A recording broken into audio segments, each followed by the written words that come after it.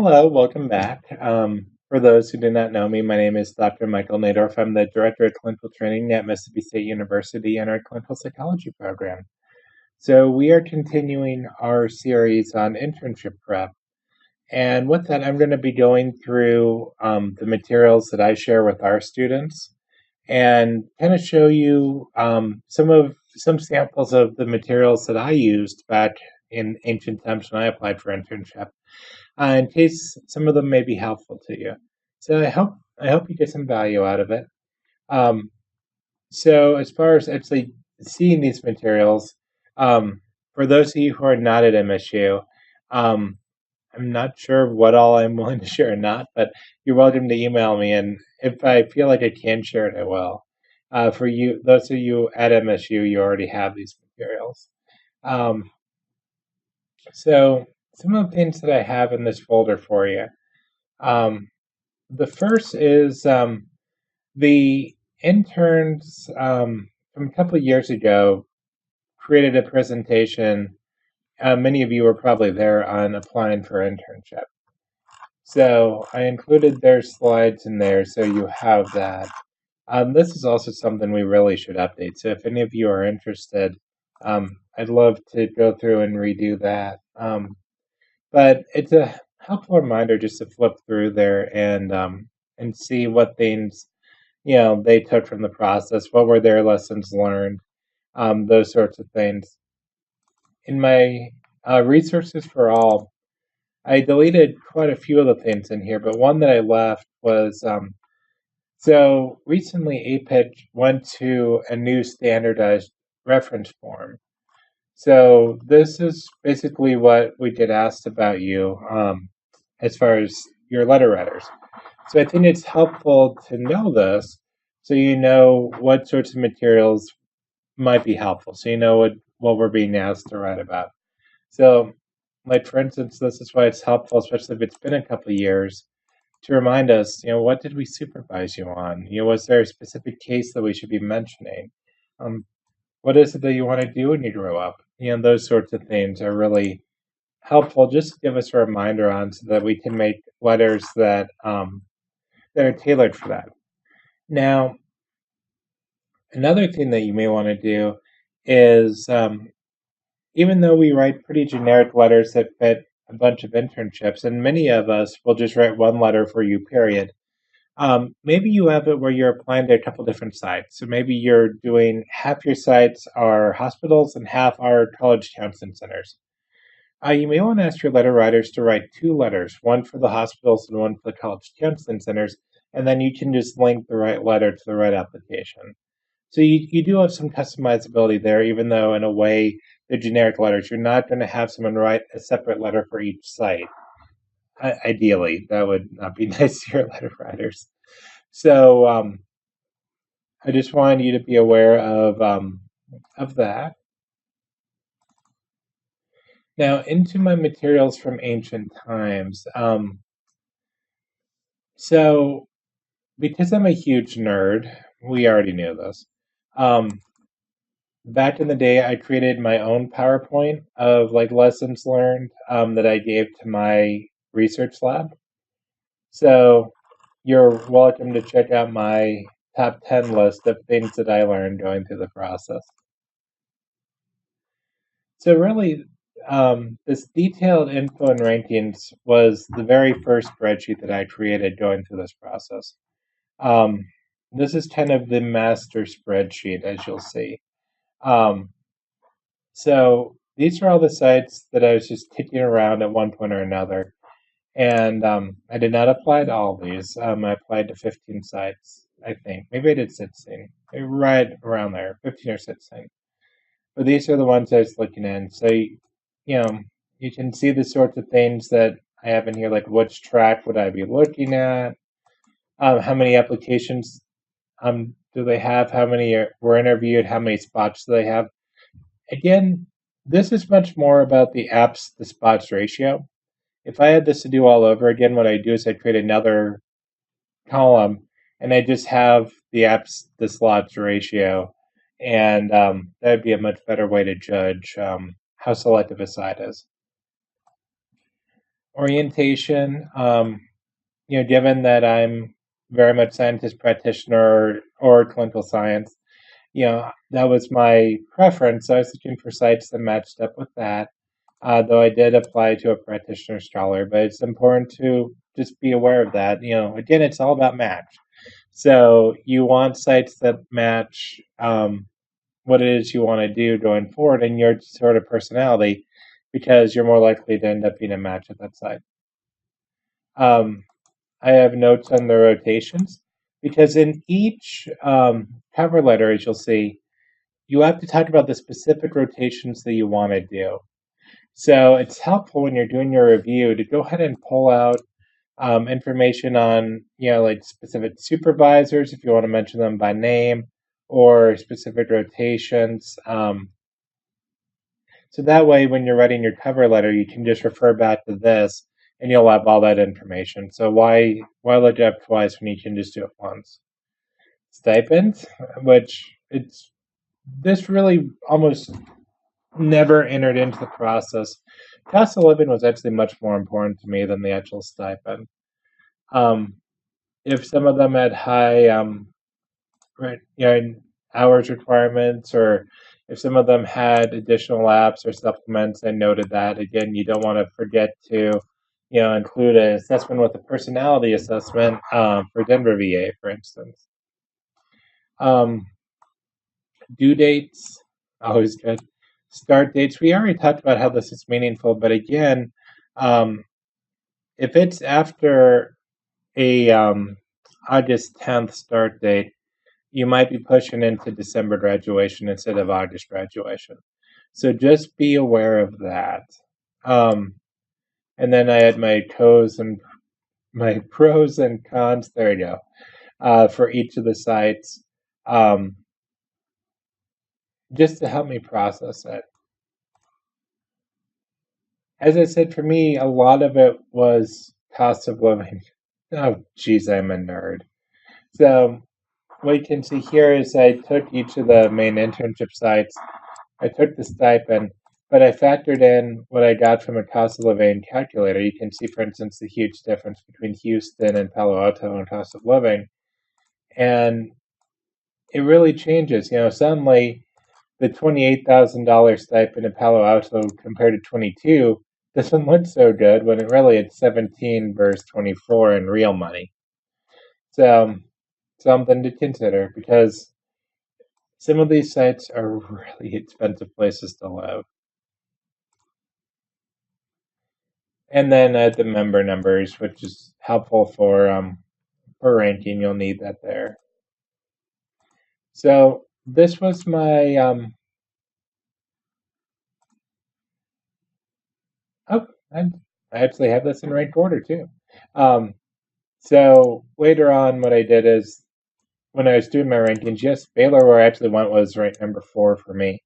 I went ahead and put them in my order and put the numbers. So that way, when I was working in the match website, I could just put those numbers in and I'd know that I wasn't making mistakes. So that's that spreadsheet. So let's talk about this potential interview spreadsheet, because this ended up being one of the most important spreadsheets I created. It was a lot of effort to create. It's not going to be a quick thing, but I do think it's important. So here are the 15 sites I actually applied to. I put down their notify dates. Some of the sites will put down their interview dates. And initially, this is what it looked like for all my sites, where I listed out all their interview dates.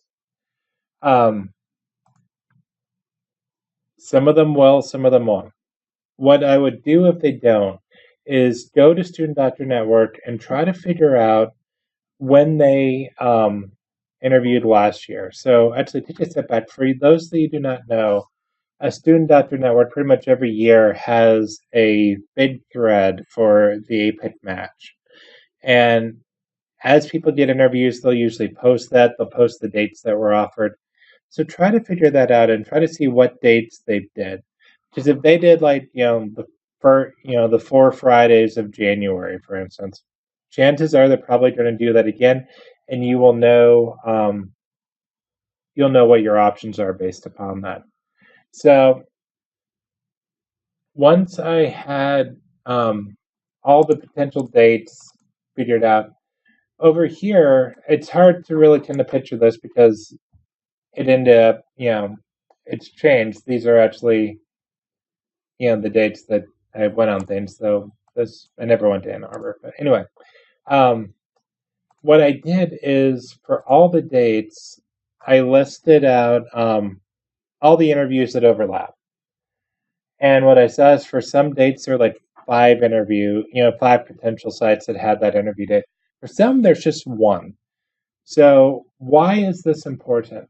So what will happen is a site, when they offer you a interview, as you can see, usually will email. Some will call, most email.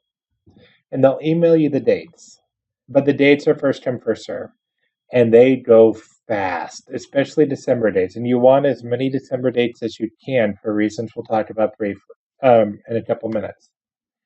So knowing what dates are best for you is really helpful because you don't want to have it where your number one site, the only date that could possibly work for it is, also your number 9 site, and you don't want to give that to your number 9 site. That would stink. So this way, when I got an interview invite, I could pull this up really fast and say, okay, for this site, what's the best date for me? Where does it either not have any conflicts, or where does it conflict with sites that are lower on my list? Because I don't want to give away a really good date to a site that's lower on my list if I can. So once I did that, I'd very quickly shoot that date back to the site and hope I get it. And then once I got it, then I'd put in the interview date here. I'd put it over here, which is why everything else got deleted, and I'd edit the rest. So then I kind of had a rolling, tally of what dates were open and what conflicts there were. So it's just a really helpful way to track those. So as you probably guessed, these are the places I actually got interview invites. Detroit, VA is actually an open house, or it was at the time. Ann Arbor was as well. I ended up not going though. And then these are the places that said no to me. You're going to get a bunch of rejections. It's just part of the process. That's why I don't hide it. So just be aware of that. Prepare yourself. But those are my rejections. So let's go over some of the material. Well, actually, before we do materials, let's go over this. So as you noticed, my January was super busy. I only had one December interview, so January was nuts. I mean, that's part of the reason I didn't end up going to Ann Arbor. So what I did is then I created a schedule, and a lot of this honestly was just to help my wife know where on earth I was and what I was doing, but also for me to kind of track, what this was going to look like. So you can see, literally, New Year's Day evening, I drove up to Pittsburgh, stayed at a Days Inn where they had extended parking. So I left my car at Days Inn because that's part of the deal is you pay for the night and you can park there up to like 2 weeks. It actually saved me a ton on parking. So I did Days Inn. I took their shuttle to the airport and I started this journey where you can see what I did is I set up just a bunch of one-way flights, mostly through US Airways when it existed, and went from site to site. There are some times where I just got in a day early, in which case I'd work on my dissertation, prepare for other interviews, that sort of thing. But you'll see that, it's also handy when you actually know people in these places. Elisa was a senior student in my lab who had graduated, um, we can see I was not home for weeks. Um, and the couple days I was home, um, I pretended not to be home because I needed to do laundry really badly. But you're going to be out of town for like 3 weeks. So just prepare for that. Yeah, now is a really good time to start saving because this is expensive. I'll have tips later on doing it on the tree. I know, I know you guys are all much cooler and hipper and younger than me, and you all are probably down with the Airbnb scene. Um, Not a bad way to do it. I'm old. I still like traditional hotels. You know, the last thing you want is a really bad Airbnb experience right before an interview. Um, and you can get hotels really cheap on Priceline too, and I'll share some of my secrets with that. But think about it. I know you guys are going to end up in Airbnbs anyway, but think about the hotels. Um, so that's what that looks like. So getting into some of the materials. So I created a separate Vita for my internship. And why I did that is because you're highlighting different things than on your normal Vita. So of course you gotta put your match number. I no longer live here, no worries there. Um, yeah, you don't necessarily need your home address on there, but anyway. Um, so for each of my pracs, I described the prac, my supervisors, what I did there, that sort of thing, and I had that at the very beginning. So, because that's what's important. That's what they want to know. What experiences have you had? Are you ready to come into a setting like this? Can you hit the ground running? But also, is there something that we can still train you on? It's a fine balance. You need to be ready, but also you need to not be a finished product, ideally. After that, I put my research experiences. I was applying heavily to research sites. So these were important. I had my teaching in there. So I still have all the things I had on my normal Vita. I just had them in different order, and I expounded on the clinical things. Um, Here are my pubs, so you can see my pubs. I don't even get into until page 4. Yeah, I did not have that many pubs going on in internship. This surprises a lot of people. Yeah, I had one paper, one in press, and one under review, and one in prep. So internship, I was really productive. That's what helped me get a faculty job out of internship. But I did not go into internship with a ton of pubs. Um, then, as you can see, just the rest of the Vita.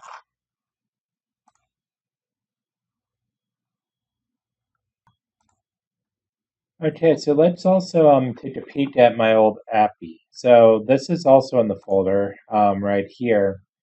And again, it's changed quite a bit since back in the day. So with that, you'll want to go back and look at the APPI as it is now. But I think it's helpful kind of to see what it looked like, what I put down, that sort of thing. So, and I just scrolled through here to make sure there's nothing that I didn't want on YouTube. So that's why there's a cut there. But, you know, no felonies, didn't do anything. But this is why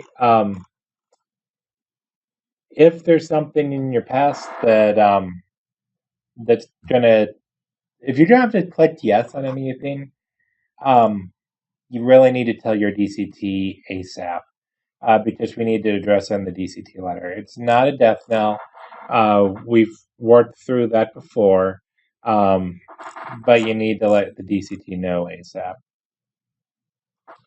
So you have your information from all your graduate program, your undergrad, your expected dates of completion. Um, you have your hours. I did not have a ton of hours. And you'll notice this isn't that far off of what I tell you guys to get.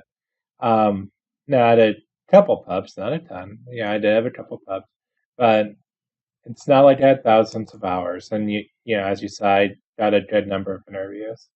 If you have more hours, it doesn't hurt, certainly. But you want to be over 100 on assessment, and you want to be over 500 on intervention. Those are still kind of my magic numbers. You'll also describe what hours you anticipate getting between that point and then the end of the school year. I don't think sites really look at this very much, honestly. I think they look at what hours you already have, and those are the ones they use for their cutoffs. But you do get to describe this here. Now, this is kind of a double-edged sword as far as our program, because whatever you put here, I hold you to. So if you're planning on stopping your external prac as soon as you put in your applications for internship, fine. I'm totally fine with that. But you need to say that here. When I sign off as your training director, I'm signing off that all of this is accurate, including what you will do. And so I hold you to it.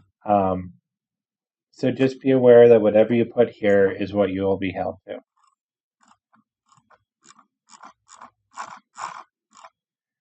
So you do have to break down your hours, by age and different types of, was it group counseling? Was it something different? Family therapy? Again, if anything, they've broken these things out more. So look at the current APPI and you'll get a sense. But this is why time to track is such a gift. Because it's going to help you immensely with breaking these things down. Number of reports, all the different measures that you've given. A lot of mine weren't listed in there, so I had to add them in as other.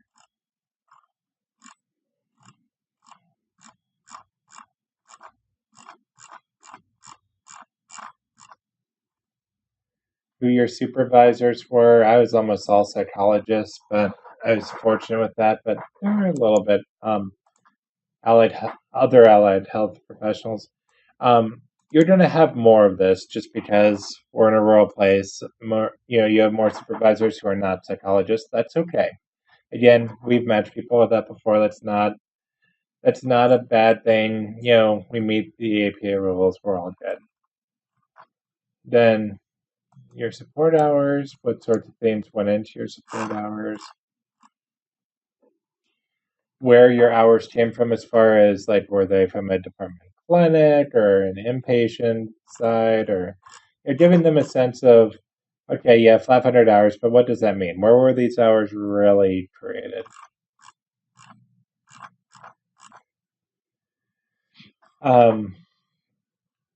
Race, ethnicity, sexual orientation of your clients. That's why you keep track of all those things. Disability.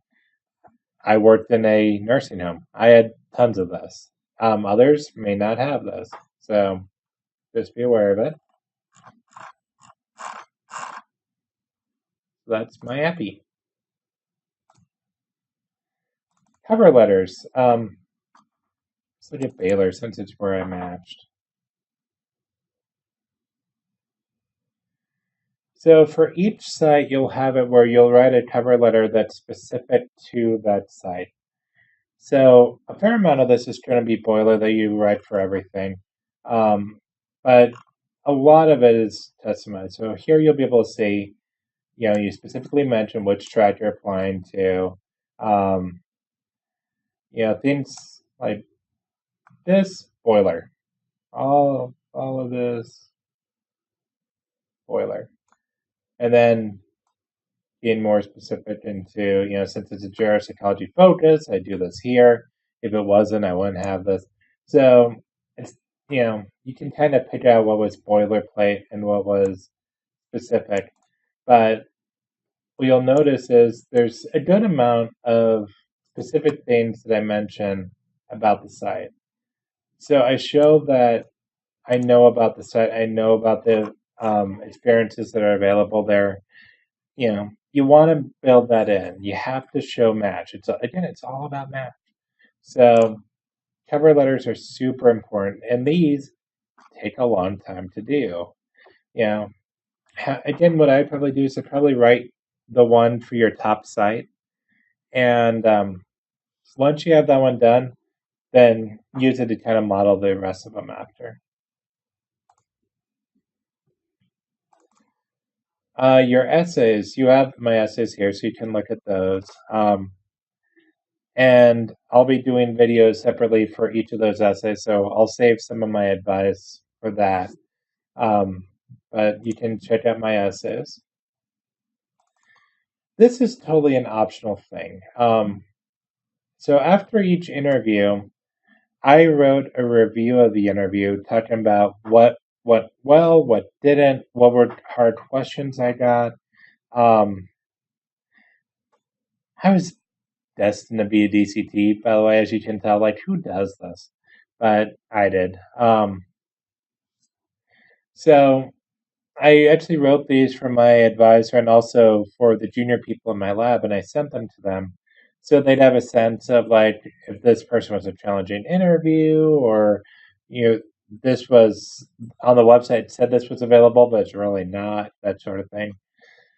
The thing that I did with these, and the reason I'm not showing them to all of YouTube, well, A, because I was open and honest on them. Um, but the other thing I did is after each interview, I ranked the sites. This was super helpful because they all blur together. I mean, think back to what I just showed you with that travel schedule. They all blur together. So it's helpful to, to be able to look at your rankings and say, well, did I like this one more or less than some other one? So here, let me actually pause this briefly and I'll see if I can show you just the part where I did that. Okay, so here's the bottom of my review of University of Mississippi Medical Center, which actually is the site I ended up ranking first. It's really ironic that I ended up in Mississippi, and it's not that I matched there because I didn't. But notice that my rankings are changing by the hour. It sure felt that way. Um, so it was helpful because then I could, after each one I ranked it, and then sometimes it's like, well, where does this one fall in? So let's say I just done, and I'm like, oh, I don't know, but they liked it more or less than Durham, VA. If I liked it a little less, it's like, okay, it slots into there, more or less in South Texas. No, I liked it a little more than South Texas, slot it there. So it was helpful for just figuring out like where things should fall. And but some of the like subtleties of like why did I like South Texas more than Rochester? Some of that got lost over time. So it was helpful to just know that I had preferred South Texas to Rochester. So then I didn't have to go back and figure that out. I just have to figure out, well, did I like Baylor more than South Texas? Because I know that South Texas is better than Rochester. So for me, this was super helpful. Maybe not for others, but for me, ranking them as I went really was a helpful process and experience.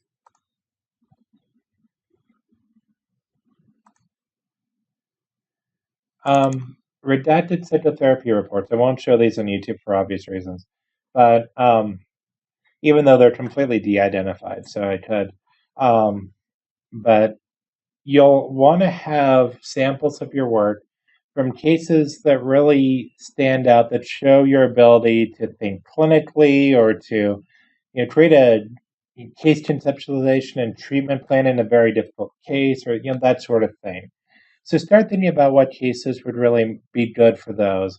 And then once you have them, go ahead and grab those reports, get the permission of your supervisor, and then de-identify them. And online, you'll be able to find, just look for HIPAA de-identification, and it'll tell you all the things you need to do to de-identify it. So you'll do that. Then it gets checked by two people. It gets checked by your supervisor on the case, and it gets checked by me. So you do not submit them unless it's been checked by those two people. And I've been doing this for years now, so I'm pretty good with knowing the rules on what can and cannot be in there. But you don't want something to slip through. I mean, for me, if I'm at a site and something slips through on that, I'm not interviewing that student. Done. They're done. If they're careless enough to let something that's PHI slip through, they're done. So pay attention to that. It's important. I should have mentioned this one earlier. This was helpful. So this is why I gave my recommenders. I did have a site that was actually due before November 1st. So I specifically called that out and made it very, very clear that that was the case. But I had the due dates. I have some notes on why I was applying there. This was your training director. Oops, when I scroll up. So there you go, training director. And if there are any faculty of note, someone that they may know that they may want to connect with or anything like that, I put that down there too.